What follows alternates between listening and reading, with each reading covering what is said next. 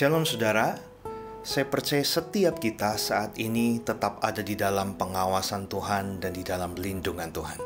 Walaupun saat ini keadaan hidup kita tidak selalu baik saudara, tapi kita harus percaya bahwa Tuhan Yesus selalu baik bagi setiap kita dari dahulu, sekarang, sampai selama-lamanya. Saudara, kalau kita mau melihat keadaan dunia saat ini, banyak sekali anak-anak Tuhan, bahkan setiap kita mengalami yang namanya kebingungan, kekhawatiran saudara, ketakutan. Apalagi kalau berbicara tentang masa depan saudara. Kenapa hal itu bisa terjadi? Padahal kita sebagai anak-anak Tuhan, kita sudah tahu firman-Nya. Setiap minggu kita mendengarkan di gereja, bahkan setiap hari mungkin kita memiliki waktu jam-jam pribadi untuk bersaat teduh dan untuk membaca firman Tuhan saudara. Nah, hal ini kita perlu koreksi saudara.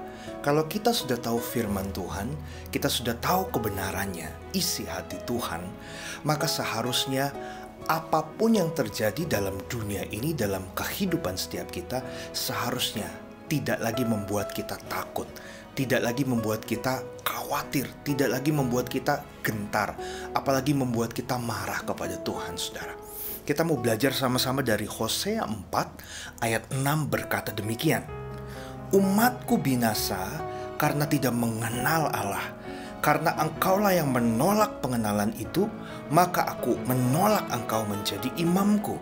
Dan karena engkau melupakan pengajaran Allahmu, maka aku juga akan melupakan anak-anakmu. Saudara, perhatikan kata-kata yang berkata demikian. Umatku binasa karena tidak mengenal Allah. Ternyata jawabannya ini saudara. Kenapa kita khawatir? Kenapa kita gentar waktu kita mengalami berbagai hal yang terjadi dalam hidup kita di dalam dunia ini saudara? Kalau kita mau introspeksi diri kita saudara, ternyata sebenarnya kita ini belum benar-benar mengenal kehendak Tuhan saudara. Dan di dalam ayat ini dikatakan, umatku, umat Tuhan bisa binasa kalau ia tidak mengenal Allah. Di dalam bahasa aslinya saudara, dikatakan, my people are destroyed for lack of knowledge. Kata lack ini yaitu kurangnya pengetahuan. Kita harus cari tahu, kenapa kita ini bisa kurang pengetahuan. Pada waktu kita membaca firman Tuhan, apakah firman Tuhan itu hanya sekedar kita baca saudara? Hanya sekedar untuk memenuhi setiap hari harus selesai 5 pasal, kejar target saudara? Atau hanya sebagai rutinitas belaka saudara?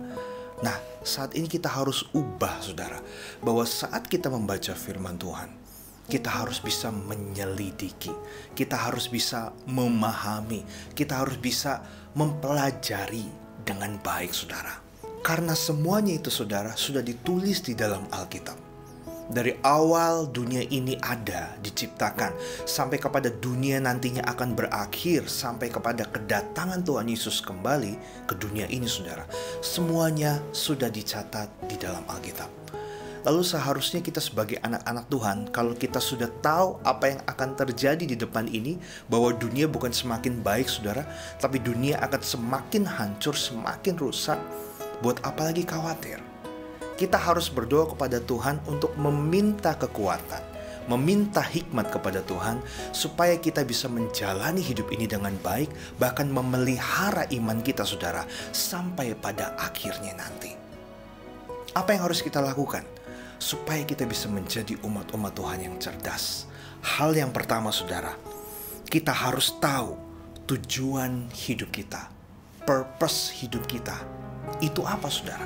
Kita ada di dalam dunia ini bukan hanya untuk memenuhi dunia ini saja saudara.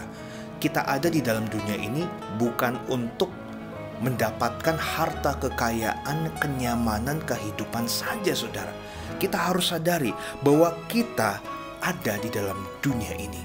Kita dijadikan Tuhan supaya kita bisa mengerti kehendak Tuhan dan kita bisa menjadi pelaku firman Tuhan. Efesus 5 ayat 15-17 berkata demikian saudara. Karena itu perhatikanlah dengan seksama bagaimana kamu hidup. Janganlah seperti orang bebal, tetapi seperti orang arif, dan pergunakanlah waktu yang ada, karena hari-hari ini adalah jahat. Sebab itu, perhatikan baik-baik saudara, janganlah kamu bodoh, tetapi usahakanlah supaya kamu mengerti kehendak Tuhan. Kata mengerti kehendak Tuhan di dalam bahasa aslinya diterjemahkan ke dalam bahasa Inggris, saudara, dikatakan to consider, understand. Jadi setiap kita, saudara, umat-umat Tuhan yang sudah dipilih oleh Tuhan, yang mendengarkan firman Tuhan ini, setiap kita sudah seharusnya bisa mengerti maksud Tuhan, bisa mengerti kehendak Tuhan lewat apa? Firman Tuhan. To consider, mempertimbangkan. Berarti apa yang kita baca selama ini, apa yang kita dengar, saudara, jangan langsung kita terima begitu saja, tetapi kita harus renungkan baik-baik.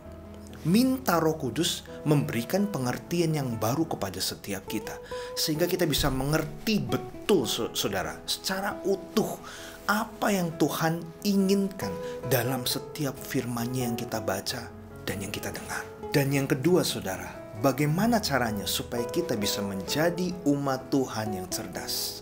Yang kedua, kita harus memiliki yang namanya perubahan dalam hidup kita.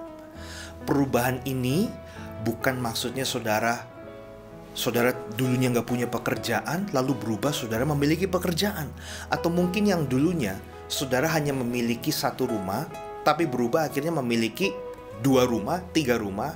Bukan dalam arti perubahan secara harta kekayaan atau apa yang bisa dilihat secara fisik oleh orang lain, saudara.